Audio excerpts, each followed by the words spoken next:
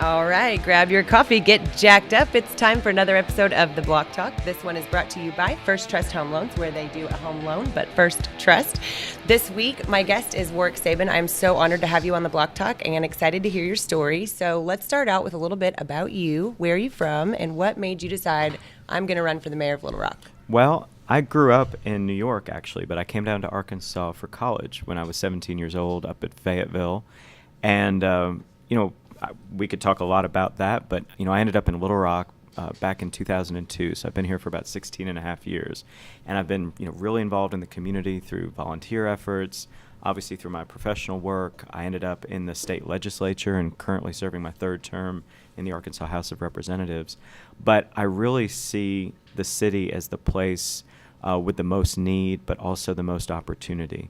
I think everyone agrees we're at a pretty critical juncture here in Little Rock, and we could go in one direction or the other. And I think the feeling that everyone has and what I'm hearing on the streets is that everyone knows our city has so much potential. And we can look around the country and see cities that are really doing some very innovative and creative things to bring people to their cities, to grow their economies. Even in the state of Arkansas, there's now a very significant competition with Northwest Arkansas and the strides that they're making.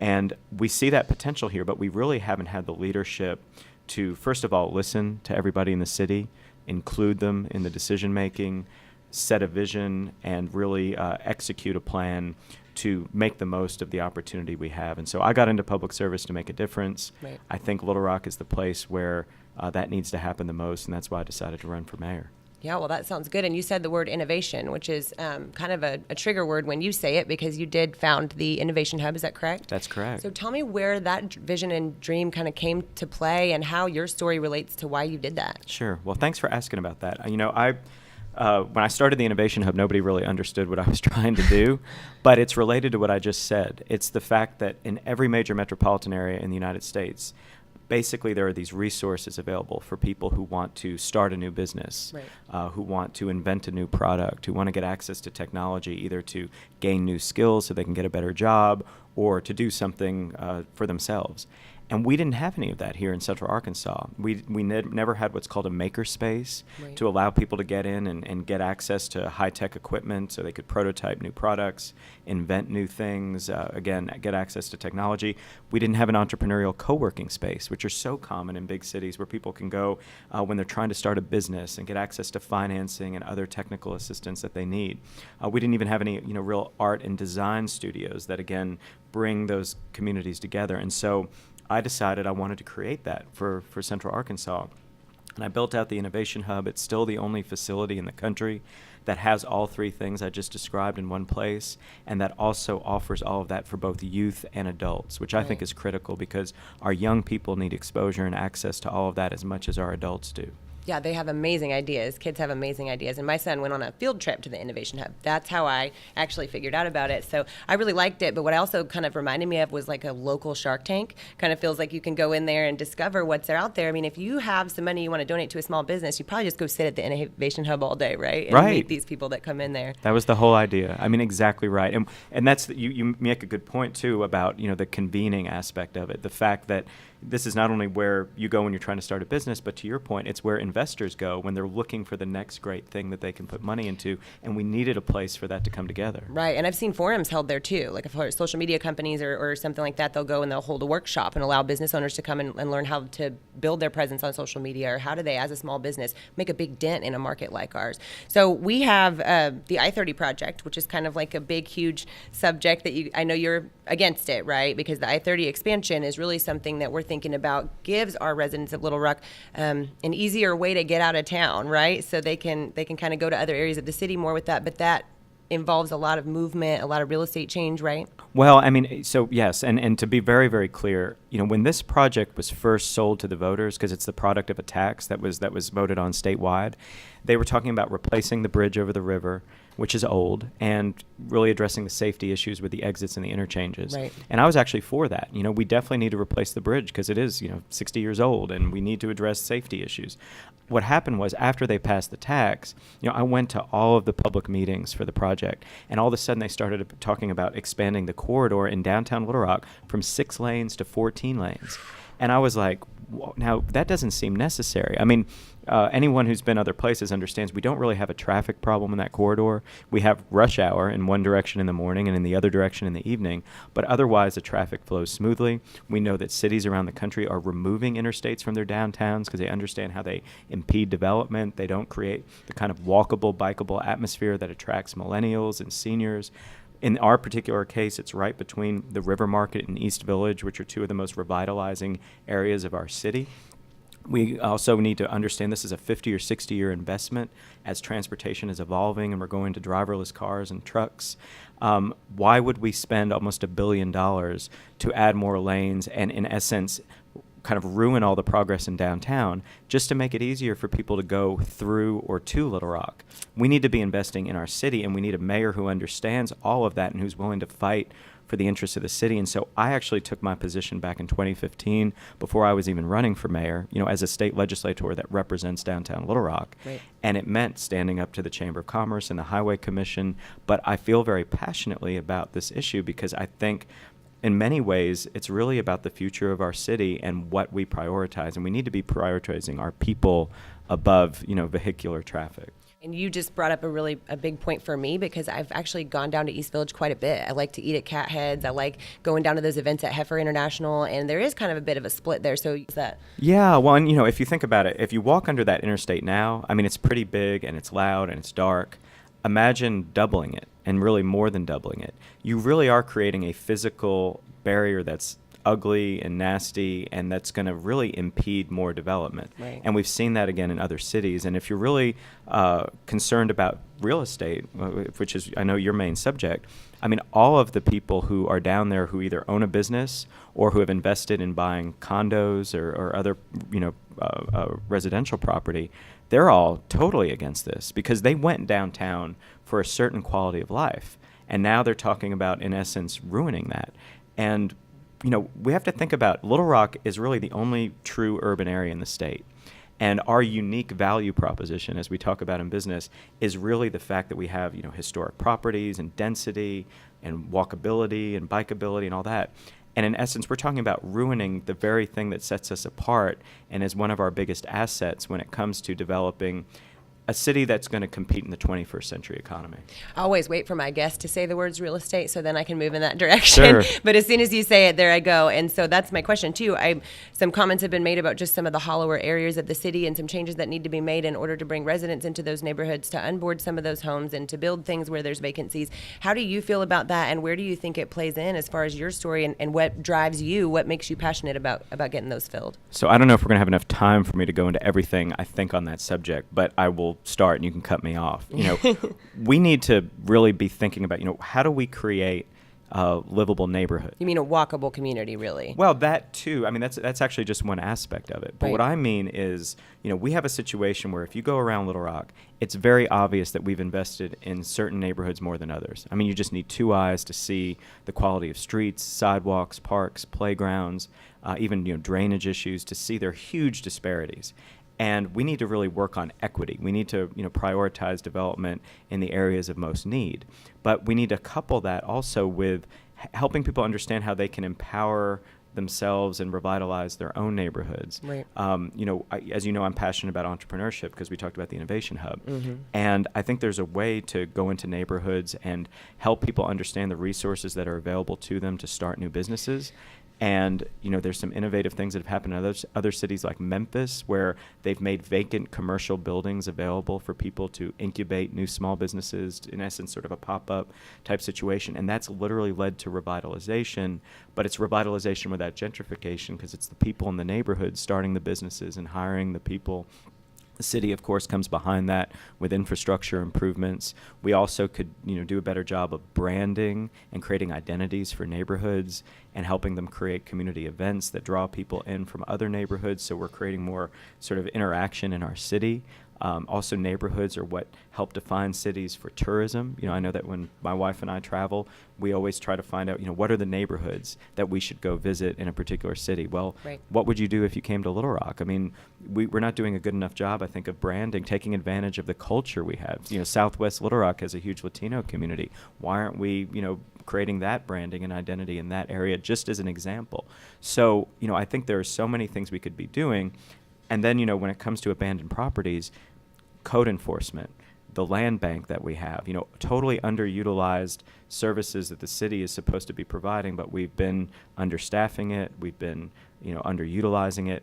I think you need visionary leadership that prioritizes development of every neighborhood in the city and has a plan for addressing it. And those are some of the things that I would do. And what I understand is that people who are ill-equipped with the resources are oftentimes ill-equipped with the education behind what you need to put something into play like that. So how do you, should you win the race, if you're the mayor and you go down there, how do we teach these people what it takes, all of them in any of these neighborhoods, what it takes to make sure you're doing your part in your neighborhood, make sure that you have the education it takes to go apply for a loan, talk to your mortgage lender officer about what you can afford and what you're able to spend. I mean, is that something that you feel like is a grassroots that needs to start down there in the neighborhood? 100%. And actually, that's what I was referring to at the beginning of my answer to the last question when I talked about going into the neighborhoods and really helping people understand what resources are available to them. Right. Because, my current position is, I run U.S. programs for Winrock International. Mm-hmm. And what we do is a lot of community and economic development work in rural areas.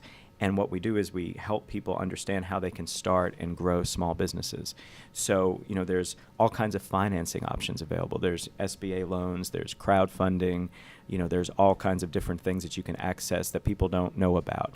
Then there's technical assistance, workshops where people can learn really the 1, 2, 3s about, how do I start a business? What are the things I need to be thinking about? And some of this seems basic to people who've been exposed to it, but if you've never even thought of yourself as an entrepreneur, right, you need this access. And so what you said about grassroots and going into the community, that's what I want to do. I think we should be holding these kinds of workshops and forums in every neighborhood just to introduce people to the concept, get them thinking, yes, I can start a business, or yes, here are the steps that you can take to help revitalize your neighborhood and how the city can help you. I did that kind of on my feet. I had to learn how to be an entrepreneur. I had to learn how to build a business. None of that was taught to me in a marketing class or business development class. But what I have found is if you kind of walk through the neighborhoods, you kind of meet people in your community, you can, next thing you know, you're interviewing the mayor, So I think that possibility is everywhere in Little Rock. And all of a sudden we have this huge culture, the craft beer, the new restaurants, the small businesses, and now the schools. It's all about the schools and the school districts and how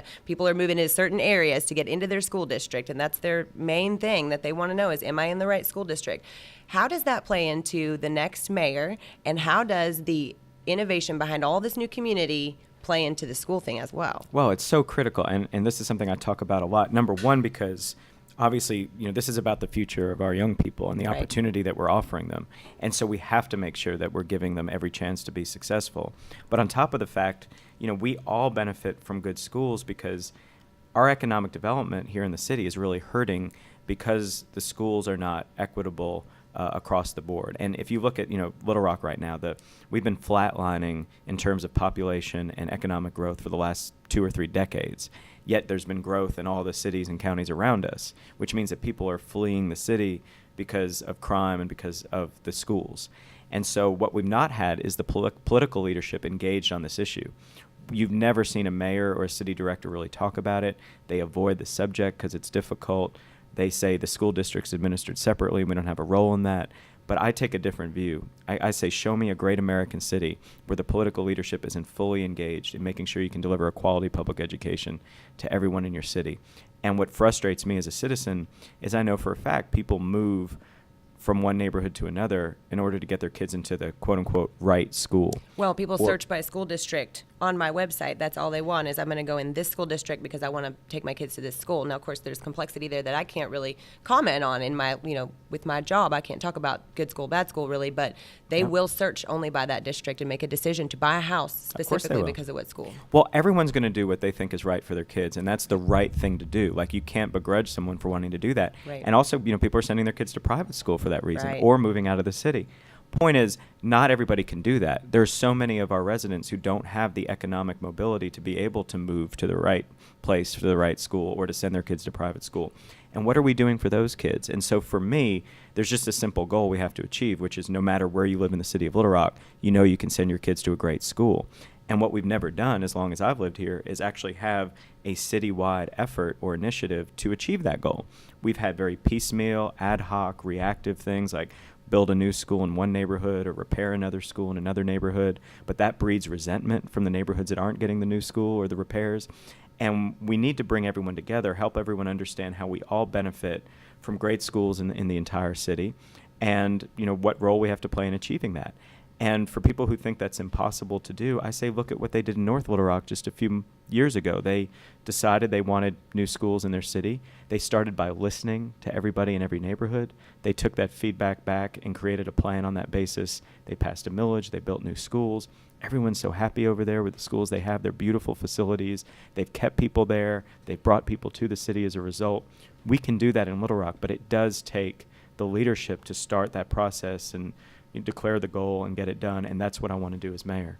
So let's get personal then, because Okay. this sounds to me like you're passionate. You're very passionate about this. I know you and your wife have lived here, like you said, for 16 years. So what made you just say, politics is my thing, right? Because you were really young when you got in. Yeah, I mean, relatively speaking, I guess. I mean, I've always been interested in politics and public service, and before I was in elected office, as I mentioned at the beginning, I kind of just sort of took it upon myself to get involved in the things that I cared about. And, Right. I created the Arkansas Literary Festival and have been involved with a lot of the cultural institutions here. When I was running the Oxford American, I created South on Main Street and participated in the first pop-up in the Rock that happened there, which led to the restriping of Main Street into 3 lanes and bike lanes, and, just revitalized that neighborhood.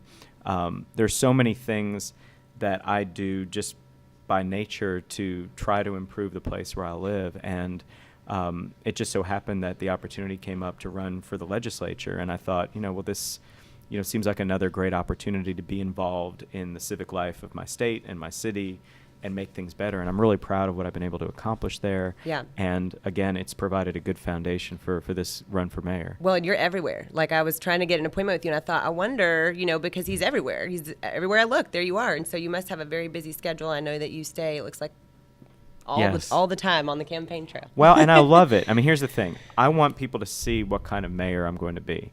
We need a mayor who's in every neighborhood, going to, neighborhood association meetings, community events, knocking on doors, and being seen, being accessible. I really get the feeling from everyone I talk to, whether they're a CEO or just, a normal citizen going by their day-to-day life, they all talk about how they don't feel like they have access to City Hall. They don't feel listened to. They don't feel like there's any effort for them to be included in any kind of decision-making or processes. And I want to open that up. Mm-hmm. And I think it takes being energetic, being engaging, and really coming to people and asking them, what kind of city do you want to have? Exactly. And how can you, that's the thing that makes people feel involved, I feel like, as far as if you are a citizen living in a town and someone comes to you and say, what do you think about this issue? You're more than likely going to give your opinion. But if they don't come to you and ask you what that issue is, how do we ever know what people are thinking or what their ideas are for the community? There might be a great one sitting out there we haven't found yet. There's no doubt. And actually, that's the thing that drives me crazy is we have so many talented, smart people in the city and so many great ideas. I'm just kidding. We do. No, but we really I mean, to do. think you never met me before today. Exactly. Just kidding. But that's a great point because I didn't, but now I have. And there's so many people like you all over our city who have great ideas, and we need to hear them, and we need to start to put that in motion. That's how our city is going to get better. Right. I mean, if you think about it, our human capital and our talent is our greatest asset. Yes.